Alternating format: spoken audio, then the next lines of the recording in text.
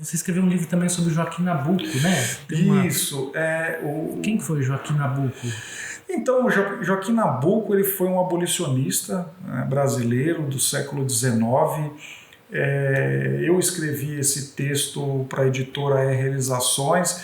Eu lembro que na ocasião que eu publiquei a obra do Cornélio Jansenius, o professor Luiz Felipe Pondé, que foi o meu orientador no mestrado, doutorado, ele participou do lançamento, e eu lembro que foi bem na ocasião do lançamento que ele perguntou: olha, você não quer fazer um livro sobre o Joaquim Nabuco?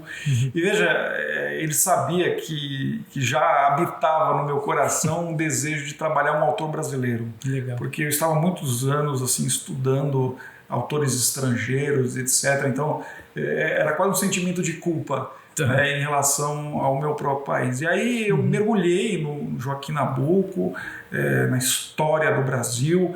Era para o livro ter no máximo 100 páginas, foi isso que o editor pediu, mas o livro tem 400 páginas. Então é um negócio que eu fiquei muitos anos trabalhando.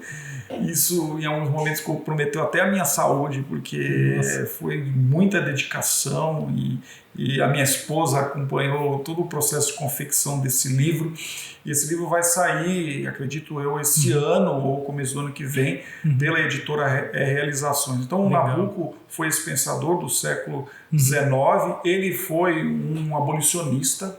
Lembrar que o movimento abolicionista foi um dos grandes movimentos populares brasileiros, e com envolvimento de políticos, mas também de artistas, intelectuais e principalmente os escravizados. Não existe, eu acho que um trabalho de repúdio à escravidão mais bem elaborado do que pelos próprios escravizados. Escravizados que repudiavam a escravidão fugindo, repudiavam a escravidão não trabalhando, suportando todos os castigos.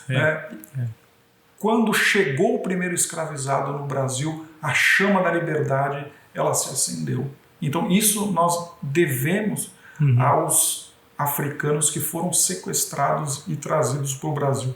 Joaquim Nabuco foi um daqueles pensadores que lutou a vida inteira, contra a escravidão. Então ele teve um papel muito importante do ponto de vista político para o 13 de maio, mas ele dizia o seguinte: não adianta acabar com a escravidão, é necessário eliminar os efeitos dela. Ele tinha total ciência que não era por meio de um decreto da princesa que a escravidão iria sumir. Ele dizia o seguinte, que a escravidão ela já estava presente no coração do brasileiro, faz parte da estrutura do Brasil.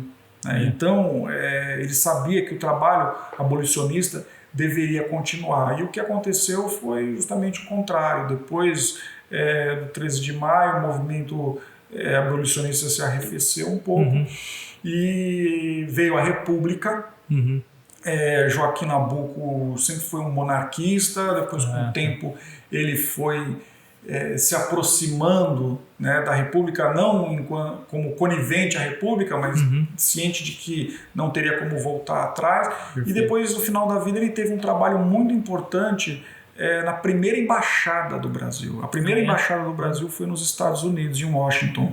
E quem abriu essa possibilidade de uma variedade de embaixadas foi os Estados Unidos, porque antes a embaixada era coisa só de alguns países. O Brasil, por exemplo, não tinha nenhuma embaixada, tinha legações. Era um pequeno grupo que tinha uma representatividade do país, mas que não era tão forte quanto países como a Inglaterra, a França. Então, nos Estados Unidos tinham duas embaixadas, a embaixada da França e a embaixada inglesa, e veja, algumas embaixadas foram abertas, e aí Nabuco ele se torna o primeiro embaixador. E uma coisa interessante, que Nabuco, como ele falava, era uma pessoa uma máquina de pensar, e conhecia muito bem o inglês, ele fazia as suas palestras em inglês. Era um tradutor de Camões, etc. E é interessante que nas cerimônias que o governo americano elaborava, quem falava era quem sabia inglês. O embaixador francês falava inglês.